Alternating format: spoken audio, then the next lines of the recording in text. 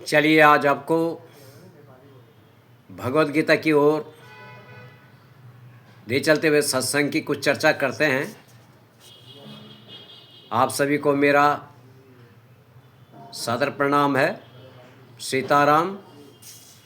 भगवान श्री कृष्ण जी अर्जुन को समझाते हुए कहते हैं कि भाई अर्जुन, देहिनो स्मन् यथा देहे कौमारम यौवनम जरा तथा देहांतर प्राप्तिर धीरस्य तत्र न मुह्यति।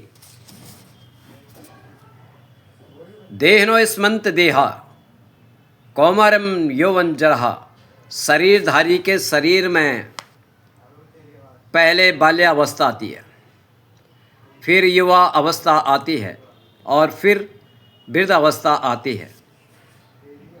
कहने का अभिप्राय है कि शरीर में कभी भी एक अवस्था स्थिर नहीं रहती है, उसमें निरंतर परिवर्तन होता रहता है। यहाँ शरीरधारी के शरीर में ऐसे कहने से सिद्ध होता है कि शरीरी अलग है। शरीरी का मतलब होता है हमारी जो आत्मा है वो अलग है और शरीर अलग है। शरीरी माने आत्मा का भाव जो दृष्टा होता है और शरीर का जो भाव है वो दृश्य है। अतः शरीर में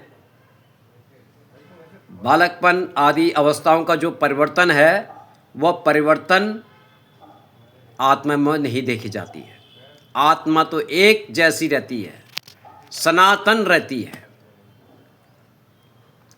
तथा देहांतर प्राप्त है, जैसे शरीर की कुमार अवस्था, युवान आदि अवस्थाएं होती हैं, ऐसे ही देहांतर की अर्थात दूसरे शरीर की प्राप्ति होती है। जैसे स्थूल शरीर बालक से जवान और जवान से बूढ़ा होता है, तो इन अवस्थाओं को परिवर्तन को लेकर हमें कोई शोक नहीं होता है। आपने देखा होगा कि जब आपकी बाल्यावस्था थी तो आप जवान हुए तो क्या रोए थे आप, और जब जवान से बूढ़े हुए तो क्या रोना हुआ था? नहीं, कोई शोक नहीं किया आपने। ऐसे ही एक जो आत्मा है शरीर से दूसरे शरीर में जाती है तो हम इस विषय में भी शोक नहीं करना चाहिए। कई लोग जब कोई जो है अपना भौतिक शरीर छोड़ता है तो सारे परिवार के नाते रिश्तेदार भाई बहन इत्यादि शोक करते हैं, पर हमें जो महापुरुष धीर पुरुष होते हैं वो कभी इसका शोक नहीं करते हैं। जैसे स्थूल शरीर के रहते रहते कुमार अवस्था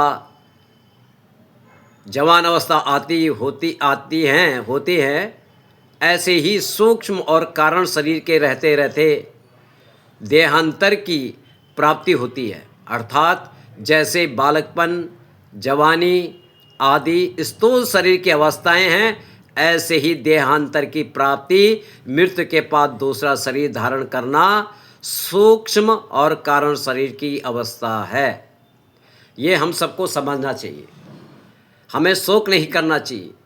शोक करने से ये कोई फ़ायदा नहीं है, क्योंकि एक आत्मा जो होती है अपने कारण और सूक्ष्म शरीर को लेकर के नया जीवन लेती है। तो जो धीर पुरुष होते हैं, महापुरुष होते हैं, इसके ऊपर कोई शोक नहीं करते।